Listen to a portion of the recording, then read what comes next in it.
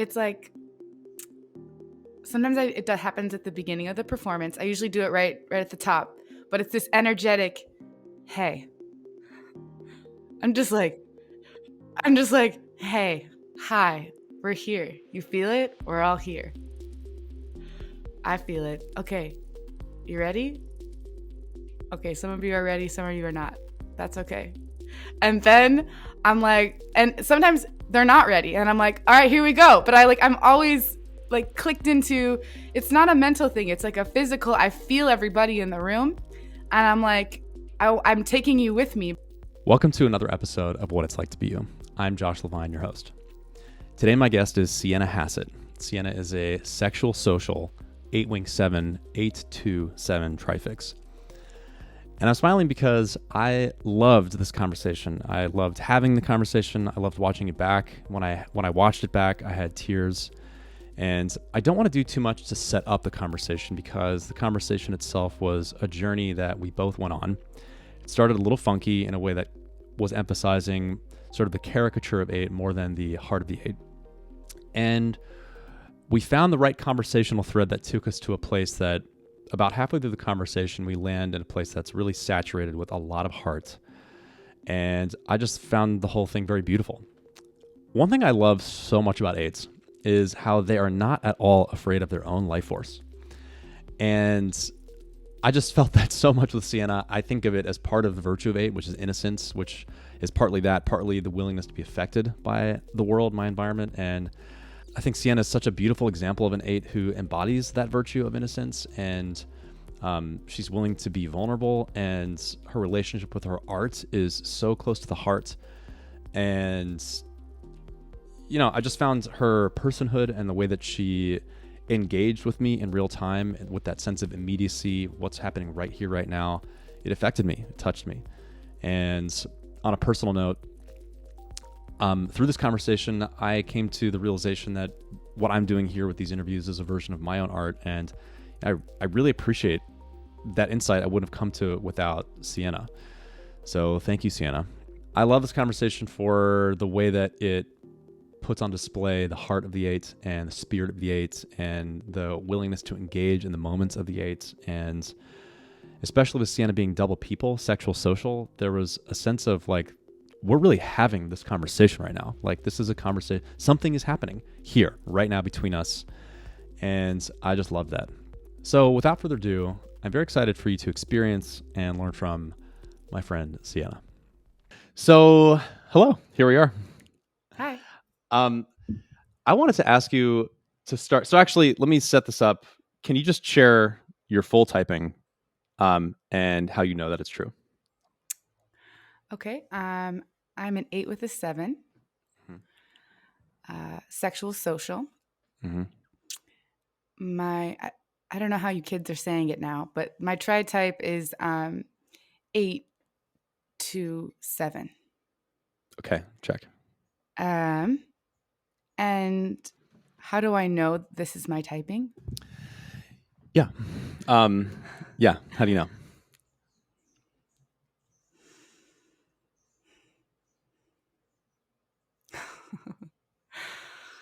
Oh, so many things. Like the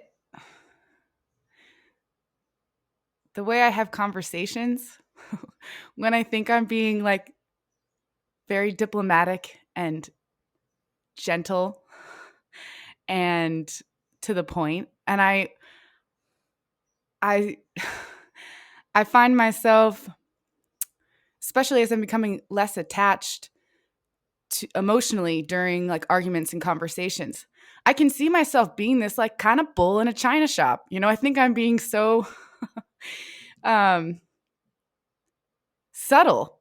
Subtlety is not something that comes very natural to me. And I think that that's something that's so beautiful about being an 8 is like when I walk in a room, my whole life, people are like, well, hello. I haven't said a thing. The other day, my partner was, I don't know why we were doing this, but he was like, mimitating? Okay. Mimicking or imitating me coming up the stairs. Uh-huh. Okay. And he opened Yeah. the door and you just hear like boom, boom, boom, boom, boom. Quiet. Door opens.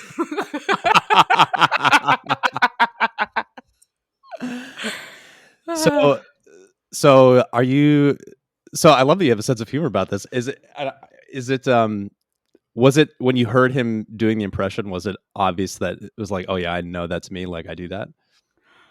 It was hilarious because yes, I know I do that, but I don't think I realize that that's how I come in all the time. You know, Yeah, I'm yeah. just thinking, I'm doing other things. There's just sort of like the way that I approach even like touching things is like I go through the thing. I'm not meeting it at the edge. I'm like going to the end of it. So if that Huh. makes sense, even coming in the house, I'm not like touching the edge of the doorknob. I'm grabbing it. Yeah. Wow. That's a beautiful way to put it, actually. Have you ever done Alexander technique? Do you know Alexander I technique? haven't. People have asked me that. I think in movements because I am a movement artist. Right. I think in that sense, and I haven't done Alexander technique. I've always wanted to. Isn't that the way that you like one of the ways that you can release tension by connecting your thoughts to your muscles? Is that kind of what it is? Yeah, that's one angle. Alexander technique, it's like a body mindfulness practice, and you typically do it with a teacher, and it's a way of tuning into and restoring the proper use of your body. And one of the things that I was temporarily in an Alexander teacher training thing, and one of the things that we did was just like touch or like pick up an object and hold it, and the way that you're describing like meeting the object, um it was reminiscent to me of the Alexander technique, but that's really interesting. So you feel like you kind of go through the object. One of Yeah, yeah, one of yeah. you go. Sorry, please. Okay. One of the things that I find like kind of invigorating about talking to you, and we've now talked, this is our third time chatting, is that when it's like we get on the call and it's almost like there's just a sense of like, it's like your eyes are big and like there's like a leaning forward like readiness. I feel like we're ready for something here. You know what I'm saying? um and um yeah, where to go from here? So actually one of the things I want to mention is you said, actually, do you want to respond to that? I would like to respond to that, and I'm still Yeah. kind of on the first question, if I'm totally honest. Yeah, go ahead. Uh-huh. But the let's see, to answer the readiness thing. I think that two things. One, I think that's a lot of my sexual variant of what not, and my 7 as well. I don't want to miss anything. And I want to like make sure that I'm very interested in you. And so I find that wanting to like just be, it's just like a natural like fully participating. I love people and I love like interacting, and I also just want to get the most out of the situation, and also for you too as well. I get very charged by human interaction, and I think that your question of like what does that, how did you ask it, what is I think I just asked what does something that like, how look, do you know? How do you how know? do I know? Yeah. Yeah. I find that the clearest way that I know that I'm an 8 is my connection to action. um that happens first. It's almost like if I feel something, I don't even necessarily feel it. I'm acting on it before I even feel it. It's difficult to feel things sometimes, or I feel it it's confusing because I feel it very strongly, but I'm already doing something about it in contrary or in service of the thing. Um, and this need for and charge that I get from an energy exchange that I experience in when being with people, especially having interesting conversations, definitely is my sexual variant, I would say. Yeah. Yeah. And I have a very strong connection to 2. I go to 8 to 2 pretty fast. I think in the past I've used that to kind of separate myself from vulnerability. Mm-hmm. I will, really invest in my friendships, but it will be all about them in a way. All of their issues, all the things, just being very emotionally available. And then I don't make a lot of space for myself and what's actually going on with me. I just, Mm-hmm. that was like a lot of my 20s of like going to 2 in that way, in kind of an unhealthy Sure. way, but also a really beautiful way for others, but sometimes not great for myself. Yeah. Yeah. Yeah. So I want to set a big framing for this conversation. So we have Please. sexual social. We have 8-wing-7, 8-2-7. You're a performing artist and are interested in experimental theater, which I think is really interesting. Kind of want to get into that at some point. Some of the things that I want to explore, you said in one of our prep conversations that um, your biggest fear is deadness. You called it, and this is in contrast to this word that we use sometimes with the 8 essential quality of aliveness. And um, even just right before this, like we push record here, you mentioned this thing that you've said a couple times before, so I know it's really important to you, is that you want to be speaking from a real place and not amping up the situation.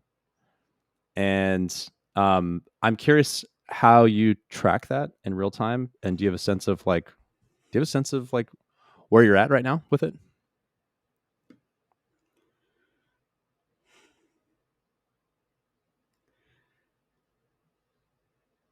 Do I have a sense right now if I'm amping? Yeah. Okay.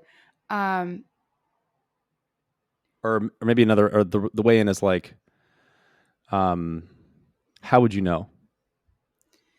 Like, what would you be noticing? um, I find that what I would be noticing when I'm amping up the situation, which I feel like I've already kind of done it once, is getting reactions out of other, like you, for example, um, and sort of using the information to get you to laugh or to make a like light of the situation, even if I'm talking about something that maybe I've struggled with um, or or something. But I think that the way that the amp happens is I'm it's almost like wanting to get the attention off me, maybe, by creating this other sort of version that's sort of like, oh yeah, eights do this, and just sort of like, because I know that that's something that will get a reaction, or that like we'll both be having like a good time, or something, Mm-hmm. and or maybe it's sort of like pushing the boundary of how people talk about it, and I like to kind of see what are you going to think about that if I'm sort of saying something you didn't expect. Mm-hmm. um so uh, and it's not that it's untrue. It's just like um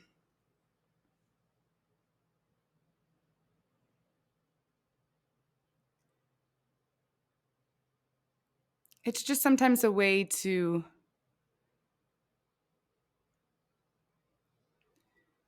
like I said, it's like a mechanism to protect against vulnerability, I think, sometimes. Sure. And I track it when it's almost like I can feel myself like getting away from myself. It's sort of like I'm out here and my body's back here. Mm-hmm. Yeah. um Yeah.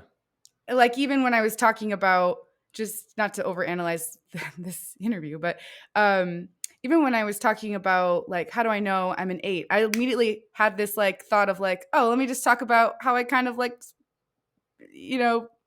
am a bull in a china shop thing. I'm like, I latched into something and then I just sort of like used it to sort of bring us to another place. Does that make sense? It does. Yeah. I'm sitting here with let me take a minute. Okay. Yeah. I'm sorry. I feel like I'm feeling a little like heady. I'm feeling kind of scattered myself, actually. Yeah. Yeah. Hmm. I feel like I'm going too deep. I don't know. I'm feeling a little nervous. I feel like, yeah. How are you feeling right this moment? I'm feeling very sweaty. Okay. Yeah. Um, I feel like it would help if we had like a narrower thing to talk about. Okay. Like a situation or like a relationship or a moment. Okay. So let's see some anchor points we have. So you do experimental theater. You are living with your partner here in Detroit. You live a block away from your parents. I know that your dad is also an 8. Um, Yeah. yeah. Um, maybe maybe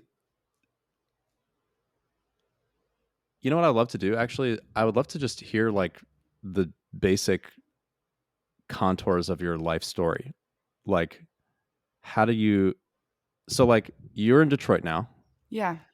You started here in Detroit, Yeah.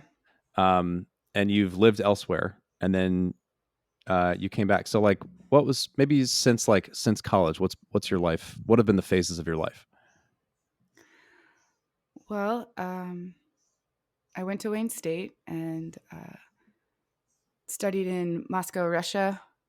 Mhm. Studied acting there, and then when I graduated Wayne, I moved to New York to pursue acting, and I lived there for 2 years and did that hustle, and then I moved back to Detroit and Mhm. really immersed in the experimental theater um, scene here by making my own work written by friends, and then I produced it and starred in it, and Mhm. just did. And then I just started experimenting with movement, and that my couple friends and I we started a company together, and we're writing plays and creating gesture vocabularies, and then that brought me to study corporeal mime in Spain, in Barcelona. And I was there almost 3 years, and it really opened me up. It's a very rigorous program where you're learning a very particular body technique or technique of a, a mime. It's a corporeal, so it's like using Yeah. the spine to create different emotions, stories, characters, feelings. So um, honestly, I think I'd probably still be there if it wasn't for COVID. Hmm. I graduated and then I stayed and was making original work and came back to Michigan for the pandemic, fell in love and moved to Chicago where my partner James, who's a musician, was living, and I moved into a house with a couple women, and then um, I did a little bit of film out there, a little bit like just in the house, and and had a couple things go some places, and then I moved back here like last year, Yeah. Okay. and haven't really been making art so much, Hmm. and miss it pretty desperately. Yeah. So just trying to find a way back in. I find that my perfectionism is pretty strong, and sometimes it's hard for me to enter into things I care about so much, like physical theater. I found that like my artistic self, I feel like I left her in Barcelona, and she's actually with me, but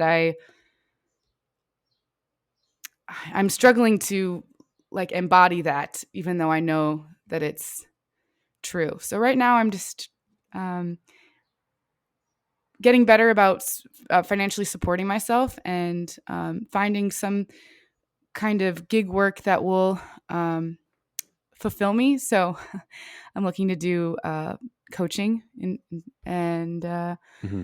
would love to have that as like a base and then be making all sorts of really strange, amazing art.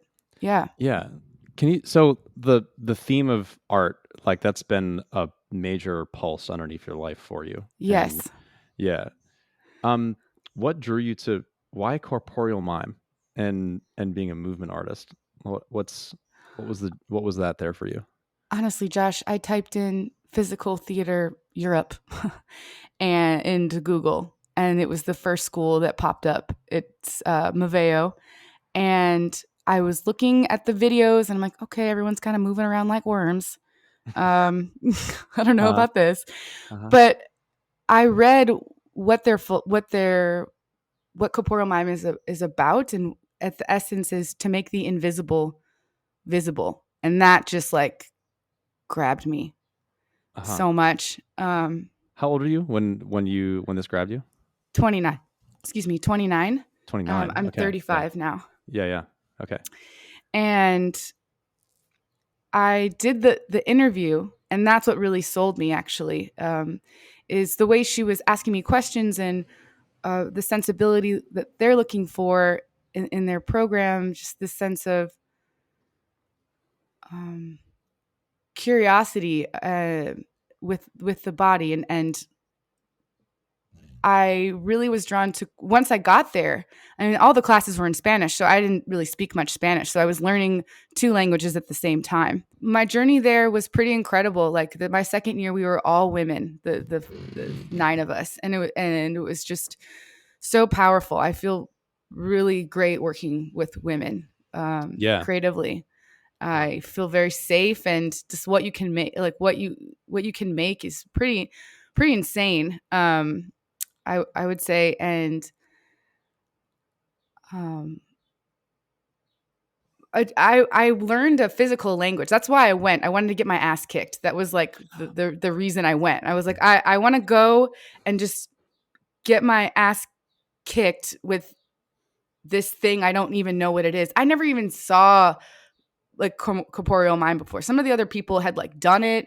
You hadn't. I hadn't done. I didn't know shit about it. I didn't even know that like Okay. the body parts were broken up in certain and like there was like a whole language. I didn't know about it. So Hmm. I went in totally blind. I cried a lot. My teacher even said, like, I talked to him the other day because he wanted me to do a promo video, and he was like, I really miss you crying in class. Oh, that's so sweet. Yeah, because he was like, people Yeah. don't cry like you cry. People cry because they're like from this like really deep dark place, but when you cry, it's because it's like a release from it, whether it's like joy or frustration. And it's true. Yeah. It's just like I would feel so much that it would just come out of my face. Yeah. um Yeah. Thank Gosh. you for Okay. asking me that. That felt good. Yeah, you're welcome. So I agree. This is good territory. So this is, let me just get even, so back up for a second. So you were 29, you discovered corporeal mime out of the, based on a Google search. And then you dove into a program that you knew nothing about. But you'd had this whole, like, what led up to that moment where you were, this is interesting. This is partly the sexual instinct, I think, is like the sense that, oh, this is a thing that will transform me. I have to follow this thing. And then you moved for it, right? You moved across, where was it? You were living somewhere and then, Barcelona. I was yeah, living in Detroit. yeah, yeah. Yeah.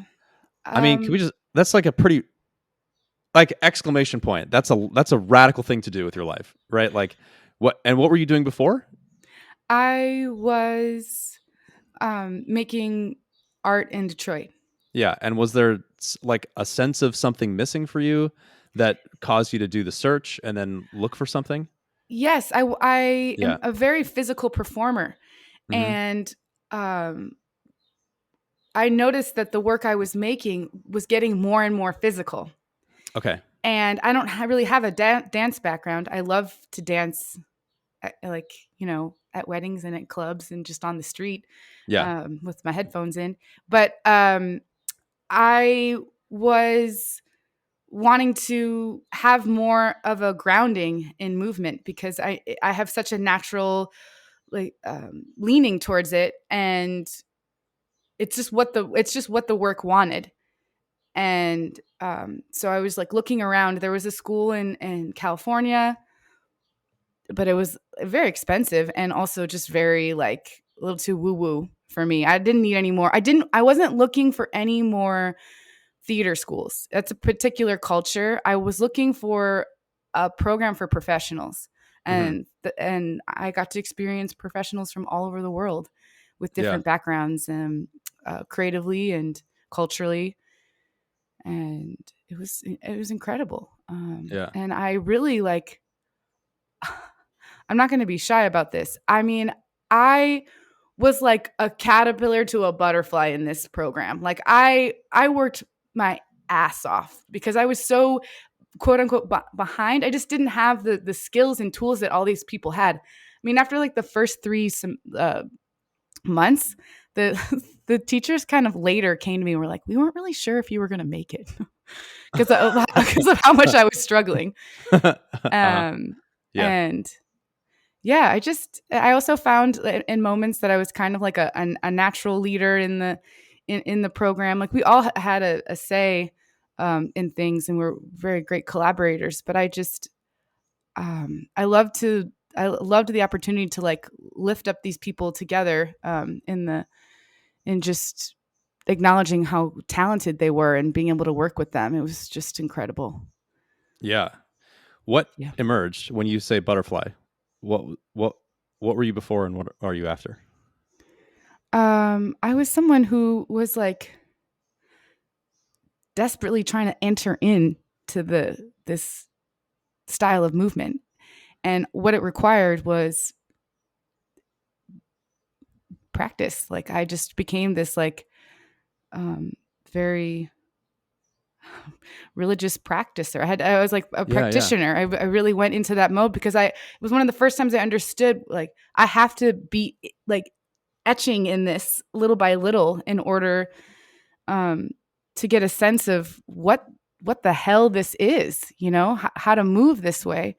And I was able to enter in more and more, and by our final performance, I was just like absolutely unstoppable.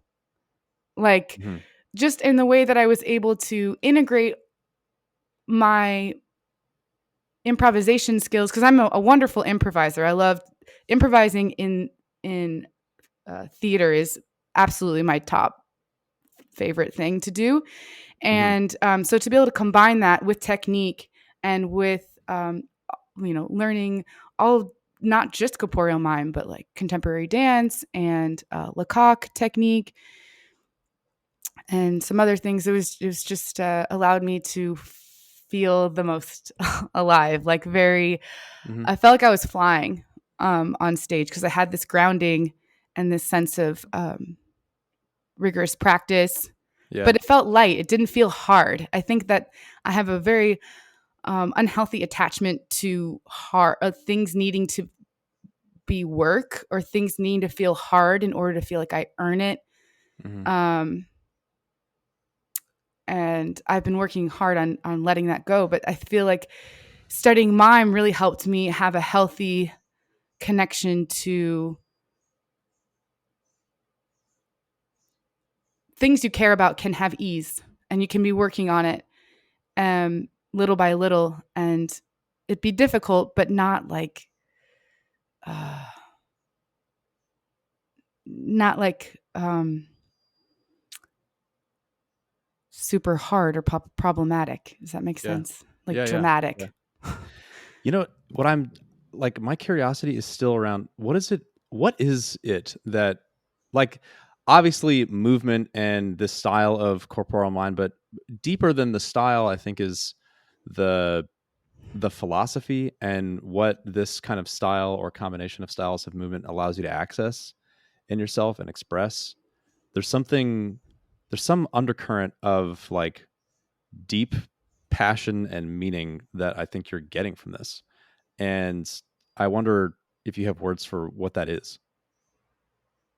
Like why like basically the question is like, why are you so passionate about it?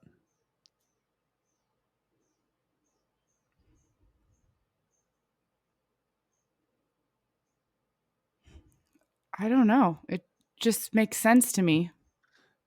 I love that. Yeah. It's really hard for me to say the words I don't know.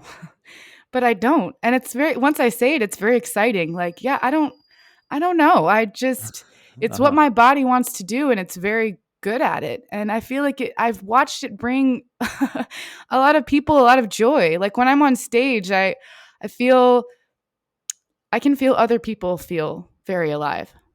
Um That's cool. yeah. It feels kind of like a superpower. Yeah. Yeah. Yeah, I can feel the emotion. Yeah, what's coming up? No, it's nice. I appreciate you seeing me. Yeah. Um I just yeah, it's the like very deep part of me and it's been cut off lately. So I think that's partly where some of the emotion is coming from. But it feels nice to be seen. Yeah. It's amazing how like it's like this feeling of dropping into. I've done performance a lot myself, and I relate to these are my words, not yours, but it's like that the feeling of not just being in flow, but participating in something beautiful and collaborative with an audience that is alive, to use our favorite word here. And I think it's interesting how aware you are of the exchange of energy between you and the audience, or how you're impacting the audience, right? Um, do you have words for that, or like what it's like in those kinds of moments? Yeah, it's like sometimes it happens at the beginning of the performance. I usually do it right at the top, but it's this Hmm. energetic, hey. I'm just like I'm just like, hey, hi, we're here. You feel it? We're all here. Hmm. I feel it. Okay, you ready? Okay, some of you are ready, some of you are not. That's okay. And then I'm like, and sometimes they're not ready. And I'm like, all right, here we go. But I'm always like clicked into it's not a mental thing, it's like a physical. I feel everybody in the room.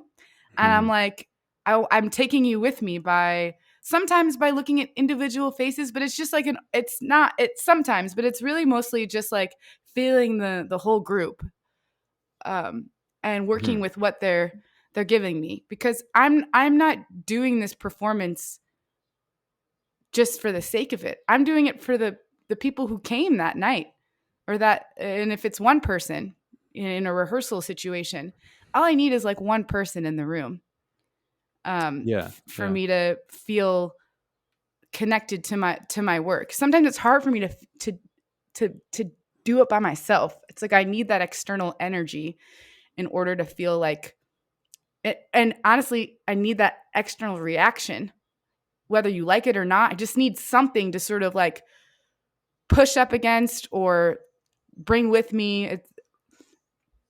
Having that external reaction is it feels important. Sometimes annoyingly too important, but yeah. Oh, what a wonderful question. I love that. What?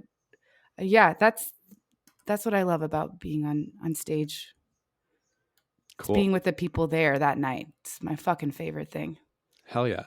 And is are most of your performances, do they have an aspect of improvisation or interaction, or is it I'm getting the sense, and you tell me if I'm right, but your performances are not like meticulously choreographed. There's like an element of Oh uh yes, they're meticulously choreographed. I see. Okay. Oh So yes. okay. Uh, So yeah, go on. and but there's always room for improvisation. Maybe Okay. like at the top, I'm like I'm just gonna do a thing, and then we'll get into the improvisation. Or no, but most of the time it's like it's very each movement threaded together into a piece. And it also I do so many different things, Josh. It just depends on what I'm doing. Am I doing like a monologue where I'm like knee deep in dirt, and like then maybe I'm gonna do something different. But it depends on the situation. But like there's definitely I find it important to have certain things be very like meticulous. But I guess I wanted to reject what you said, but honestly, there's always something that's going to be different, because every performance is a little bit different. I think, what I'm tuning into is that there's some space, whether the thing is choreographed or not, there's space for experience, discovering, and then surfing on the wave of what it is tonight. Like, yeah, well said. Definitely. And I think so. It's interesting because that's kind of how our conversations are too, you and me, so far. It's like this, when we first met, it was kind of like, okay, here we are, we're ready, like we're like meeting each other.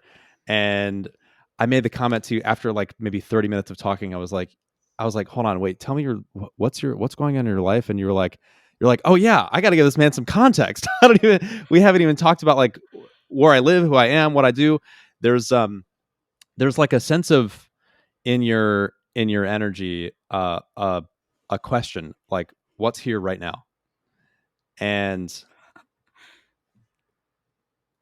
and it's almost like if we're not on that, if it's like if we find the wrong answer, the energy is just not there. It's like feels off. But if we find it, it's like, all right, there's something here. Wait, can you explain that a little more? Yeah. Let's see. I'm thinking of how we started this interview, and I'm thinking. So this is like some meta commentary for a second. I'm thinking about how like I start with this question of like, how do you know you're an 8? And it's like that question is like big, wide open, like 360 view with no time constraint, with no, just like, tell me about your life, who you are in the context of this thing called the Enneagram. And my sense is that it allowed you like to pull a couple of quick associations from how you see yourself through the lens of the Enneagram, but we kind of stuttered, and then the conversation kind of didn't really have grounding yet because we hadn't caught what's here right now yet. That's my sense. And so then I was like, wait, okay, let's find something that could be alive here.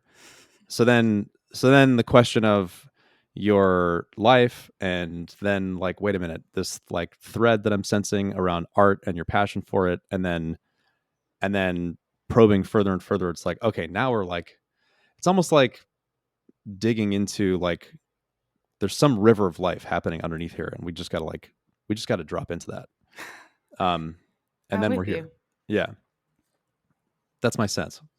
What is that your sense too? Do I have it right? Or you opened my eyes to something. I feel it, but I didn't know it makes sense to me, but I didn't note that.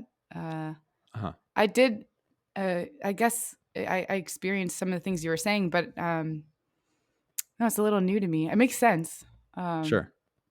Yeah. Yeah, I appreciate you understanding this, like, what's here now. Yeah, I think I kind of focus in that way. It's interesting because what's happening for me right now is I'm having like a fresh experience of the boxiness of the Enneagram.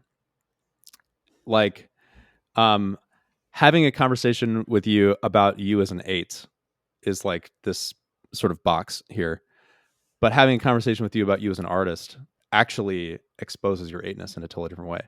And actually it allows you to just, it's like, let me say it this way, what a cool superpower you have. And how is like, isn't that the gift of the 8? You know, just sharing a moment of aliveness with people. and that's the way you articulated, like being able to, that like, hey, that energy, like, let's fucking go. And then some of you are ready, some of you are not, but I'm going to bring you all with me. That's the 8. Yeah. Yeah. It's pretty cool. It is. Yeah. Yeah. And I wonder if some of the boxiness is, I've known about the Enneagram since I was a little kid. Mm-hmm. People have been telling me what an 8 looks like for a long time. And so it's fun to sort of play into that. Sure. But I'm so many things. Uh-huh. And I work. I've worked very hard over the years to sort of continue to open myself up and integrate the other numbers and um, be aware of my my 8ness. And more than anything, what the Enneagram has done for me, like when I started getting into it myself in college, is really understanding others' types, like really understanding like, oh, not everyone wants to be greeted in that way or wants to be uh, it doesn't arrive to a space the same way that I do. It's like some people need more time. I just feel like Yeah. it helped me. I get stuck in my own way of doing things, and in the past I thought that other people did the same, and it's like nope. Mm-hmm. So it feels like what we're kind of discovering here is this sense of like that thing that you have in the moment of a performance is like a thing that you're looking for in an almost constant way, in the same way that every Enneagram type is looking for something. Like as me as a 3 is like I'm looking for um, some way that we are like heart connected, and you're seeing me and I'm seeing you, and there's a kind of like energy, like a beauty and identities kind of being exposed and exchanged and touched. That's kind of what I'm looking for. And for using 8, again, I don't want to box it too hard into language, but we've kind of we've revealed this thing, this like the sense of aliveness that comes to you in these moments of performance. And it's almost like you're looking for that in your life, or it's kind of like, wait, is it here now? Is it here now? Is it here now? With this person in this room right now? And that causes you in the style of an 8 to grip too hard or overdo it or crash through an object or a person accidentally in search for that thing. That's a dart at a board. You tell me if I'm right. Does that feel right to you, that framing? Yes. Mm-hmm.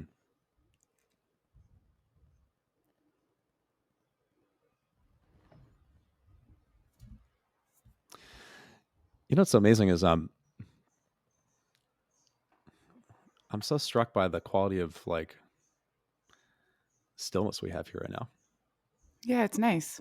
Yeah, it is nice.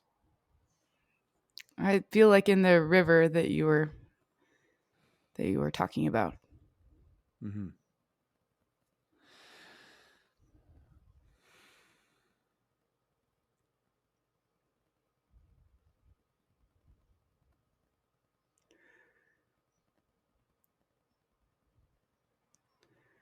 I'd love to answer the question you were asking me about, like, I don't know, I don't remember, honestly. Yeah, I'll restate it. Or yeah, so it's kind of like um, you were joking before, and also maybe playing into the caricature of 8 as you experience it being told to you, and as you sometimes have experienced in yourself around moving through an object or like the crashing up the stairs and the door and stuff like that. And I'm kind of tying it to this search, this like ever present search you have going for like what's alive right now. And so the question was like, where's it gotten you in trouble? But also I'm wondering too, like um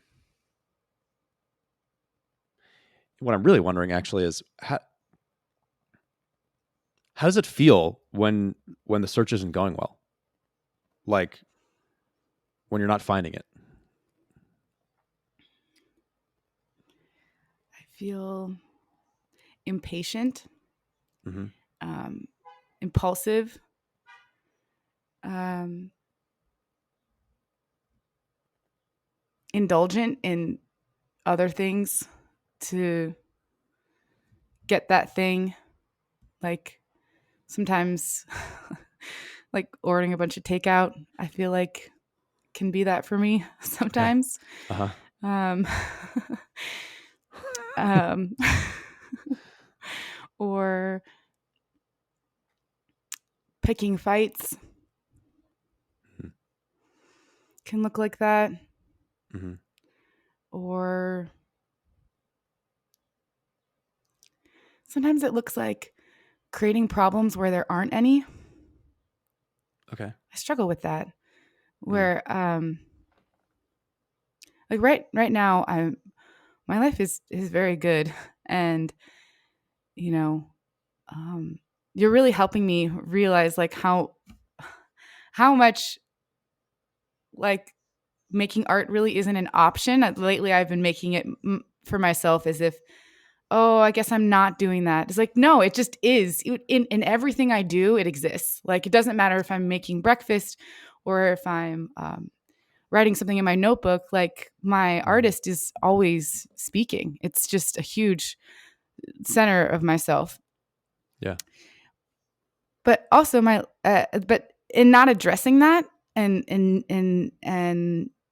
that need for aliveness, I feel like I guess I find myself lately like creating problems that don't exist so I can like have something to do. Um uh and there's becomes this like a negativity, like sifting through negativity as a way of being real. Like, okay, I need to think about what's not going well. I have a really great image for kind of Yeah. what happens Okay. when it's not going well, as you were saying. Yeah. I call it legs. Okay. Actually, I've drawn a picture of it before. It kind of looks like something from Stranger Things. I have it in here if you want to see it. I would love to see it. Um, Yeah. and it's this. It was something that was created when I was when I was in middle school. I can picture myself like being at my desk and just getting like really having my report card and getting really bad grades and just I'm sitting there and it's like this.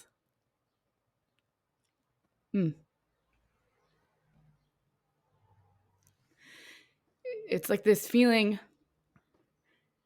of that I'm not enough. And so what legs does, and it can be very positive, but it also in this stage can be very negative.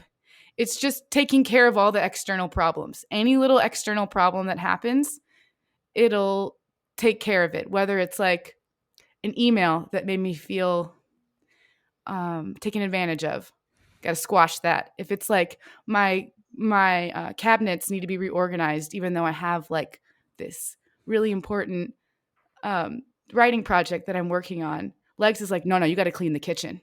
You got to take care of everything external to make sure you're safe. And because that's something you can control. You can control your external environment. And so that's where sometimes my writing and my art gets choked out because legs is just trying to take care of me. And it's like, whoa, slow down. Slow down. We don't need to be doing all these things. We can I lose like my heart sometimes and being connected to the ground. My body just becomes a consequence of the thing that I'm trying to get done. So legs looks like, oh my God. Legs looks like this.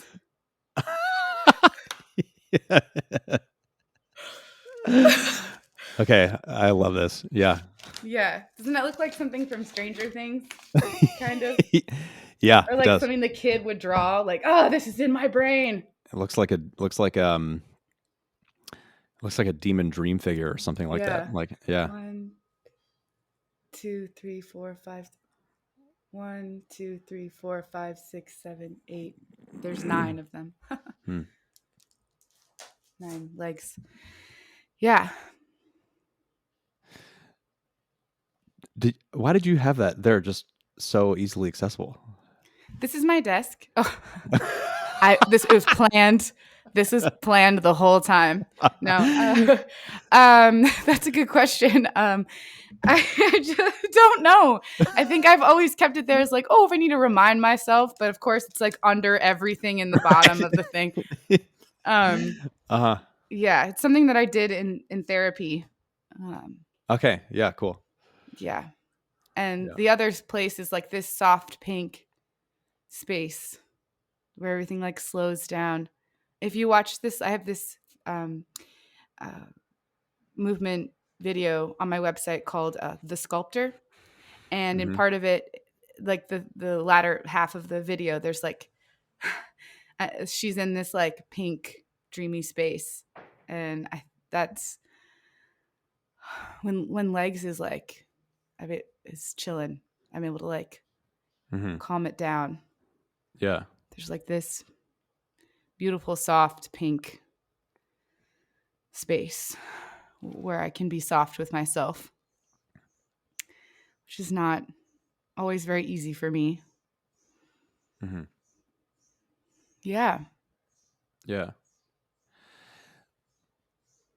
Um I feel like saturated with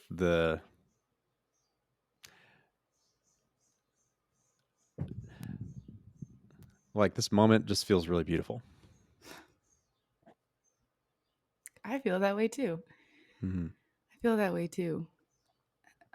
I appreciate you saying that because it's something that is like my current homework Mhm. is to experience beauty for like 20 minutes a day to like reconnect myself with my artist. And Mhm. once a week I'm taking myself on an artist date. Oh, awesome. Yeah, Yeah. I struggle with the 20 minutes a day even though I like do it all the time. It's just acknowledging that that's what's happening. Hey, you're in beauty, you're experiencing beauty. It's so fulfilling and fills me up so much. Yeah. Yeah. Um yeah, I'm kind of wondering where to go from here. Um I'm tempted to I have questions about in sort of interview mode, Yeah. but I kind of feel like they're dead. Um Okay. Let me think about where to go. Let me think about what I wanted to say here. I feel like I don't know. I feel like I'm feeling like I made your job hard or something. Oh no, please. Yeah, yeah. No, any self-consciousness you feel, you should just erase that because I'm feeling this is really lovely. Well, okay, good. Yeah, yeah. This is great. Cool. I'm glad. I'm good. Thank you for telling me. Yeah. Hmm. What feels beautiful about it to you?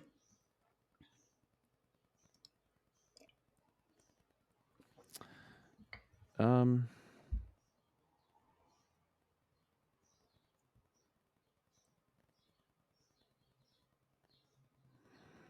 let's see. Yeah, it's like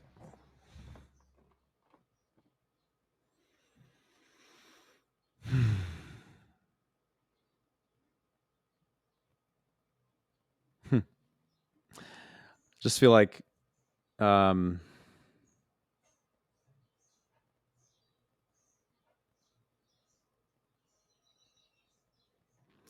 I just feel like I got to really see you. Or I'm getting to really see you. And um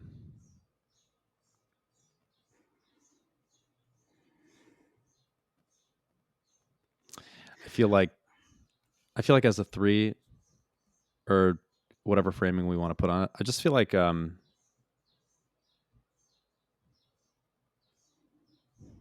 yeah, it's just really beautiful how um, how like available your tenderness is to you. It's kind of like your acting teacher who said he misses having you cry in class. Just like, oh, I love that. It's just like so wonderful to have someone just so willing to emote. You know, it helps me get in touch. Like I've been tearful a little bit, like just being in your presence here, because it feels like all the layers of feels like legs calm down and like all the layers of pretense and even what this conversation was supposed to be, it just like everything just falls away, and what's here is um just like heart, like a pureness. Yeah. Yeah. You really helped me get there, you know? Like, or not, I was already there. You helped me just kind of like take down Yeah. all the layers, the Yeah. bags, Yeah. whatever Yeah. metaphor you want to use. Sure. Honestly, Josh, I think that's why I wanted to do the interview I see. from the Okay. start.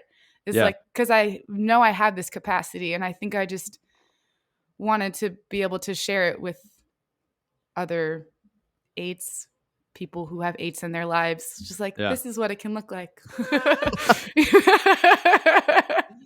Yeah. Yeah. Yeah. You know? It's like it's so sweet. It just is. It's just like it just is so sweet. I love it. uh, Yeah. yeah, I'm a very sweet person. I'm Yeah. so hard on myself. It's so nice to be reminded about like being able to give that to myself, you know? Mm-hmm. It's nice. Yeah. Yeah. So, um, okay. So like what? So like legs or like, um, this. I'm wondering about this for myself too. So maybe we explore this together. Like, Okay. why is it hard to remember this?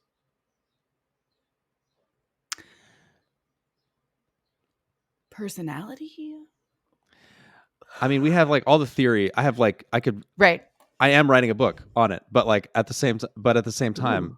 I'm like, this is every time I drop into this, it's like it's fresh and it's beautiful and it's alive um it's like post theory or pre theory or something like that. Um, Well, it's like there's a level of like,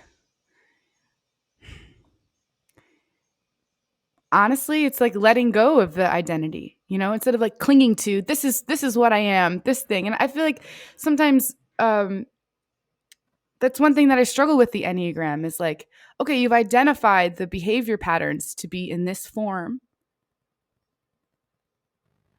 but then it's like worn on again. You know what I mean? It's sort of like, right, oh, I've identified these things in me. This is me. And it's like, no, it's not. right, um, so I yeah, think that what's wonderful is like um, that we have been able to drop into like how we're connected hmm and and able to like be with each other in just as we are, I guess. yeah, There yeah, isn't trying to like show anything or prove anything or like, see, I'm this. It's like, no, we're just existing and that's going to show it itself. It's like trusting in ourselves yeah. or something. I have a question for you. I'm I like questions. I'm I'm curious about the picking fights thing. Yeah. Like, because I don't do that. I don't relate. It's like I don't have like in my very first Ready test that I took years ago. Like 8 was the lowest thing, and it's like I have such a fascination with um fighting. Like Yeah. um, and I even have like I have even a part of me that wishes I were more of a fighter, you know, or like or want or something like there's something about that energy that I've been trying to integrate into myself, you know. Um, and so I'm fascinated by people for whom it's a reflex.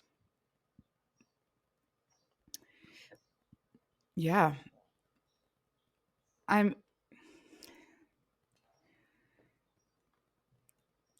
honestly, it's a complicated question Right. because there's a spectrum of what what fighting is used for me. And like confrontation is so natural in some ways when I feel wronged, that it's like got to get it out in the open. Mm. um it's like, why do I want someone to fight with me? I don't really know why I need that, but it's sort of like, because really, honestly, it's the conversation after the fight that actually makes me feel good. But it took me Yeah, a but long what? yeah, but it's kind of like the fight. The fight helps in a certain way to get there. It does. If it does, it's a nice release. Like I like in Yeah. some ways, it's a nice release to be like, to get in someone's face about something. But not just get in someone's face, but it's just sort of like, hey, that was fucked up, you know. Hmm. Yeah. Right. And it feels good to be able to stand up for myself, and I feel like that is a way that what fighting does. It's sort of like, this is a tool that I have to be like, the way you treated me was not okay, or like I need, that's where it comes from. Now it's harder sometimes in a fighting place to say what I need, because that's really what's underneath there is like, I need these things, or I didn't get what I needed, or I'm feeling disappointed or hurt. There's all these feelings underneath, but on top is anger. And anger is like, sometimes it's hard for me to like, it just blankets the whole experience.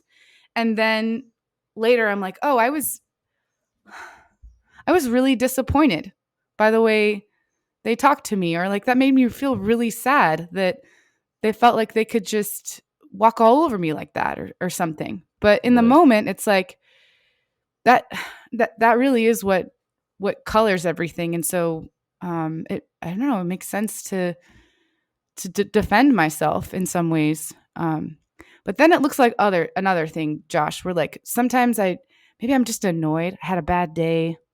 Um, Hmm. and I just, maybe the other person's having a great day. And I just like start a stupid fight because I'm like bored, or I don't like that they're not feeling shitty too. Um, Uh-huh. and I Uh-huh. don't like when I do that. I'm getting so much better at it, but it is kind of like, I had a shitty day. I don't want to feel shitty, so I've got to get it off me. And so that's what like fighting can do sometimes, is like, it helps me get it off me, and honestly, it like goes to the other person. Hmm. And now they're feeling kind of shitty. And yeah, I've experienced it on the other end, like with my dad, where he's had a bad day at work, and he'll just like pick a fight with me, Hmm. or just have like super negative energy, and then I'm feeling like total shit, and he's feeling great, and I'm like, what the hell? Not cool. uh, I can see how that so becomes. yeah. Yeah. Yeah, it's just like it feels, fighting is definitely a tactic for different things, but it feels like a way to protect myself in the long run. But in unhealthy places, it can be like a manipulative tool to just feel better. Hmm. Yeah. Do you want the other person to fight back? Yes. Yes. Yes. The not fighting back is very infuriating. Sure. Okay. Yeah. Uh-huh. Yeah. When there isn't a fighting back, I'll push harder and poke more to get it. And then once I got it, I'm like, whoa, what's your problem?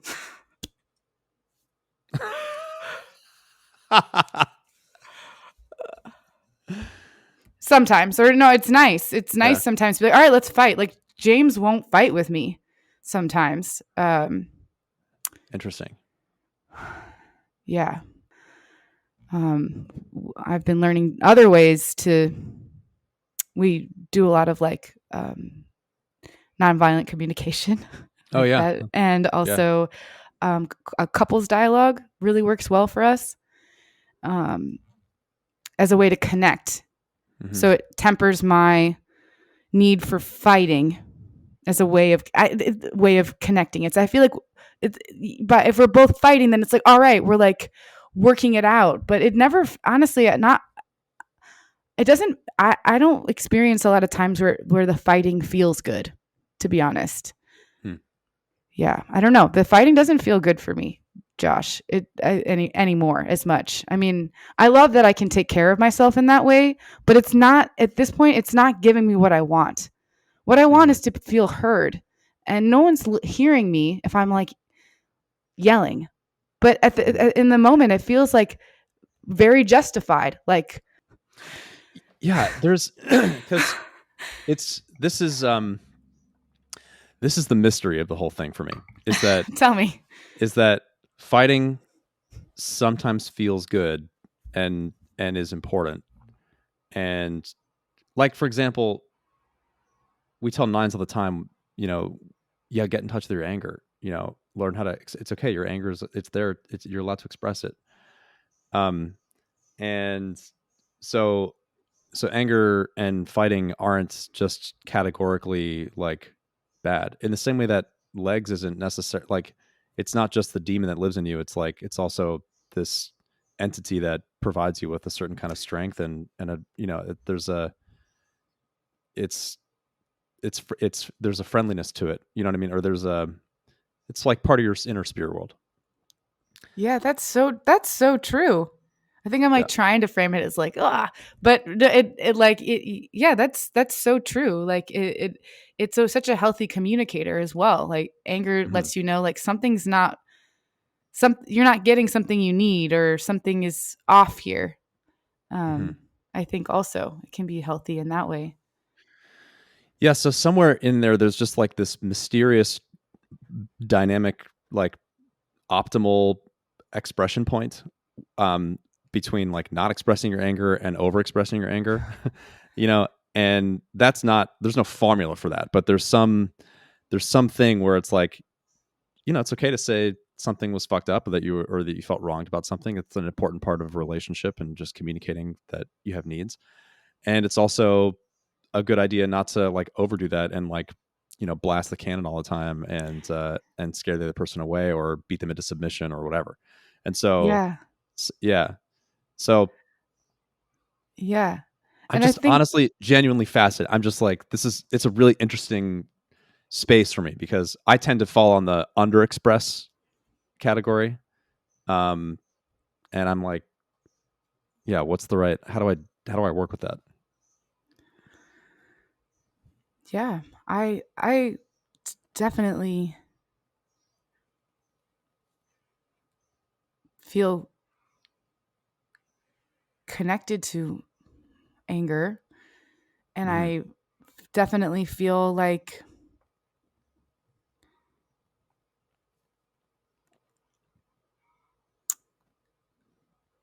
when it tips to an overexpression, I feel very justified in feeling all of the anger that I feel, and I feel justified to express all of it. Right. Um, Right. and I think that it's vulnerable and difficult sometimes to just sit with the anger, like to be with the Right. feeling, because my body gets so hot inside so fast that it's like before I even am thinking, I've already acted on it. That's excellent. Yeah. So like I work at a women's clothing store. Someone will say something fucking stupid, and I immediately like it runs through my body. Like the other day, can I give an example, or should we just? Yep. No, please, Okay. please. Good. Yeah. It's a very simple example. This woman is already trying to rush me because she comes in and is like, I'm late for a hair appointment. And she's like, wanting to rush the transaction. And the woman I work with, I can feel her already getting irritated and just sort of like, I'm not dealing with this person kind of thing. And I just go, she says, she's already hinted a couple of times that she's got this hair appointment. But she directly says, well, I'm already late for this hair appointment. And I go, that happens to the best of us. And she was just like, I was like, oh, it happens to the best of us. But inside, I'm just like, fuck you, lady. Right.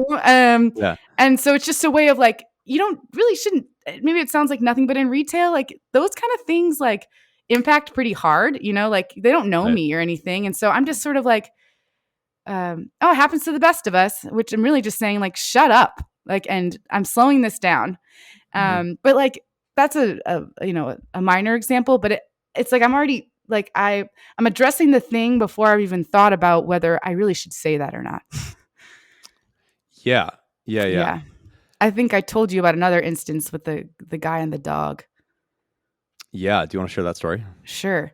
Yeah. Where this is a great example of picking a fight as well. Whereas like I'm see this guy walking his dog, doesn't have a leash, and I already just really loathe that because I don't think it's fair for people to assume that everyone likes dogs or wants to be around them. I like dogs, but I just don't need them. I don't like them in my space without my consent. And so he's coming my way. I go into the street because we're in the Midwest and people are nauseously polite. And I know that when he comes towards me, he's going to say something. And so he says, oh, sorry, you got to go in the street. He doesn't hurt anybody. And I'm like, I don't want that. Right. I don't want that. And he goes, oh, he's not going to bother you. And then he says something else and I just turn around and I just yelled at him. I don't even remember what comment I made now, but I was just sort of like, I might even just said like, have a great day, or like, I'm not interested in that or something. I just was just sort of like, get off me, and then I calmed down and kept going. But it was just sort of like, it felt my, space invaded so quickly. It's no big deal. I mean, just go on the street. I mean, also, sure, it's fine to like feel that anger, but just the need to let him know that what he did was not okay happens so quickly. And I was ready to fight with him about it, but he was just walking his dog. He didn't really care. Right.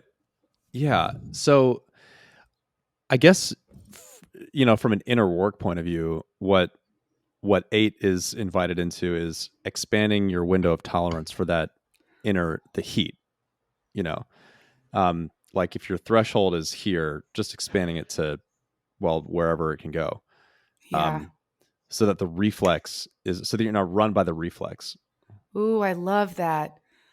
If you have any tools or tips for that, I would really love it, because I cut my partner off all the time when we're talking. Like I'm just constantly cutting him off. And partly because it's like, oh, you said something that I have a feeling towards. I'm like, I gotta go. I gotta say something about this. And, but then that also with partners and my partner will enable that by like, just not talking. Okay. Or like he'll cut himself off because he's used to me cutting him off. Oh, interesting. Okay. So it's like expecting, right. So it's like he's uncomfortable with me not talking as well. Oh, wow. Because I get it. That's interesting. Yeah. So it's like my behavior is enabled, but then also resented. That's, yeah. Yeah. I mean, I have ideas, but I'm curious, what have you tried? What impact has it had?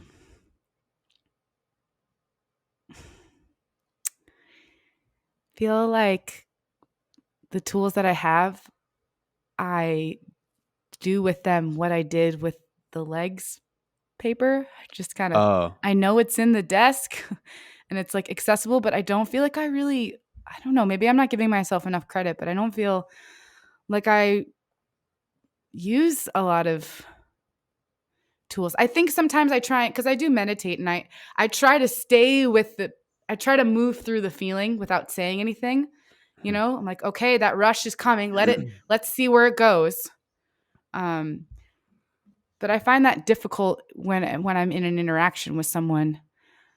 Since I was a kid, I try to implement the 10, counting down from 10, but I get to like, I don't get to a number.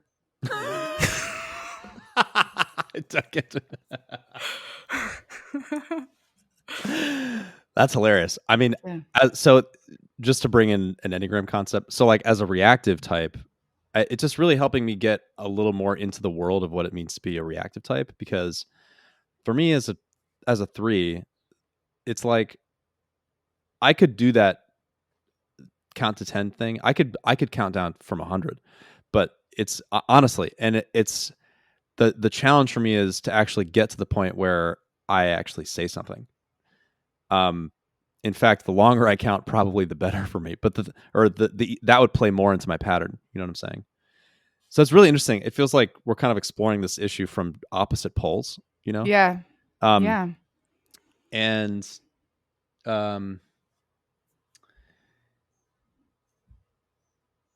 man, yeah. It's I don't know that there's a better demonstration of like what the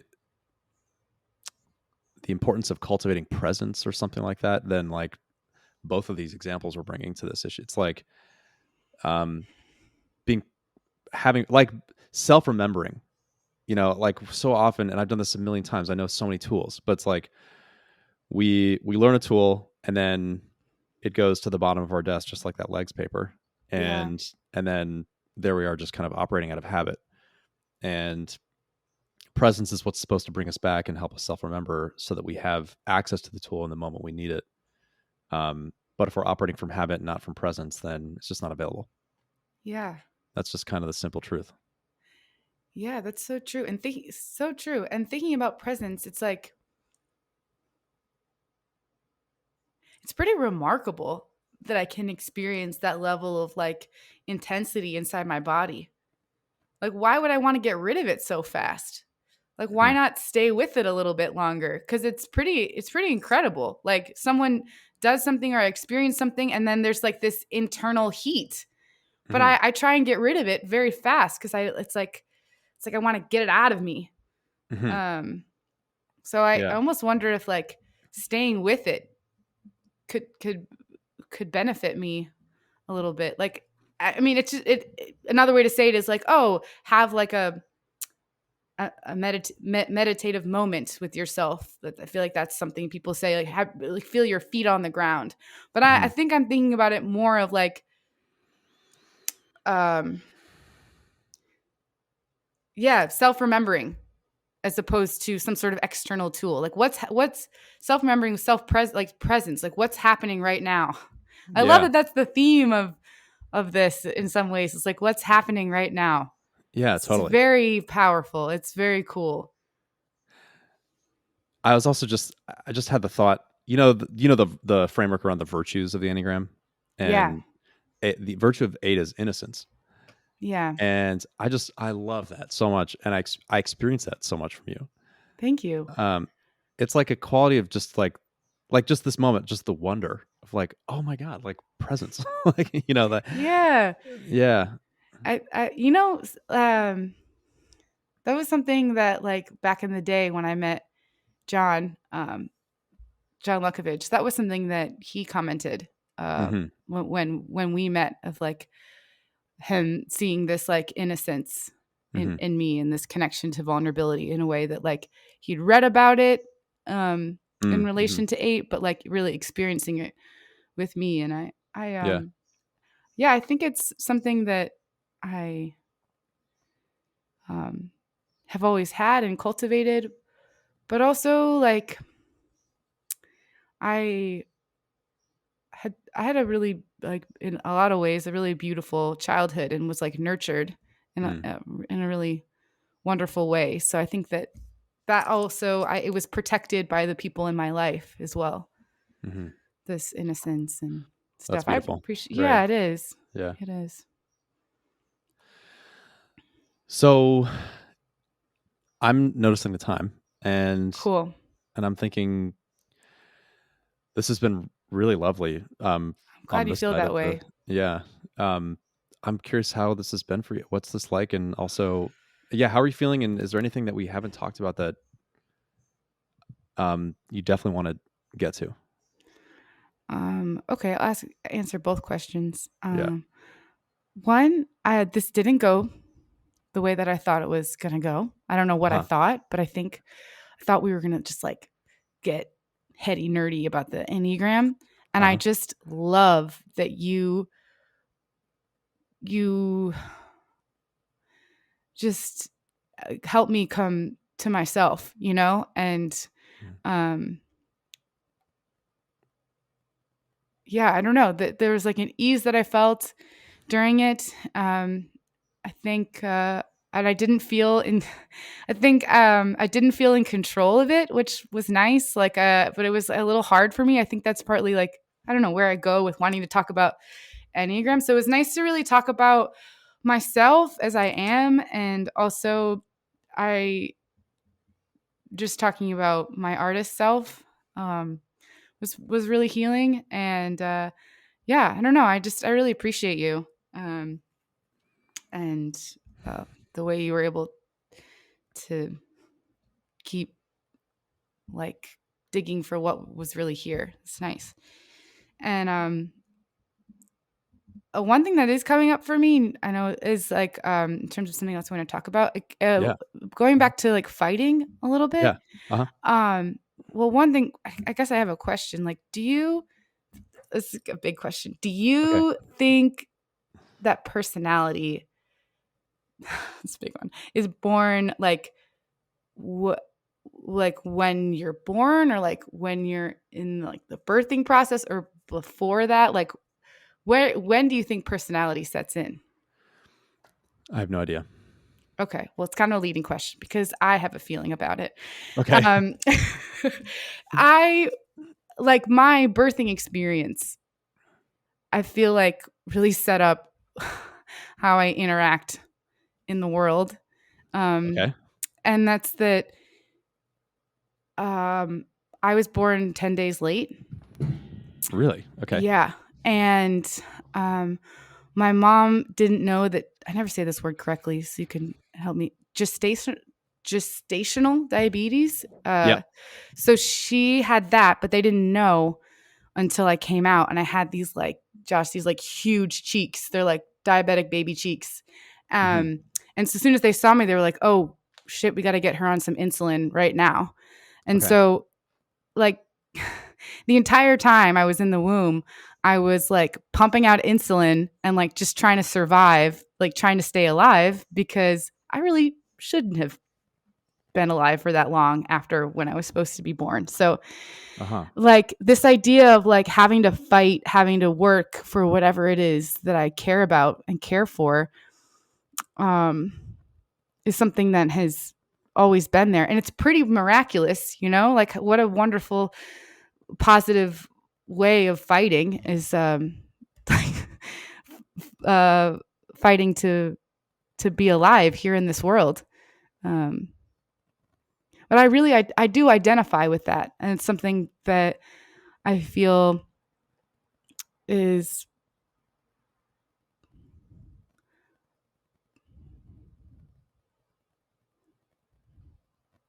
part of my, let's be superpower, but Yeah. also part of the thing that I'm like allowing myself to receive gentleness and ease and softness, and that things can come to you. And um, I was doing a coaching session with another 8, and we were coaching each other. Hmm. And it was so sweet how like we were both coaching each other about like I'm enough. Like there's a lot of like I'm enough. I like allowing to receive. There's like this giving, so much is going out, and Yeah. allowing things to come to me, like even just this interview. I don't need Mm. to. I don't need to prove that I'm an 8. I don't have to prove or show you anything. I'm just like here, Yeah. And when I'm allowing myself to receive and let things in, is like when what I want actually happens.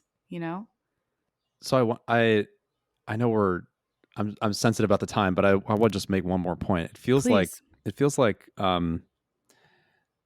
there's this meeting where it's like if you feel received, then you also can receive.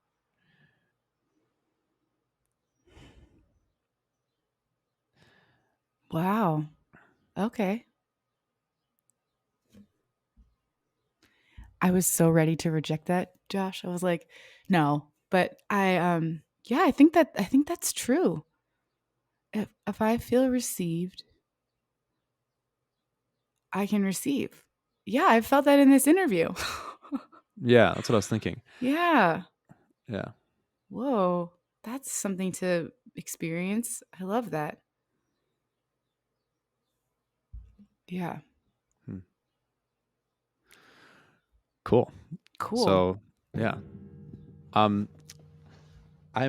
So this has been okay. For me, this has been incredibly rich and really beautiful. I love your I don't know, answer. something about like when you're So, thinking, like when you're thinking or you're like onto uh, something, like I feel you onto something.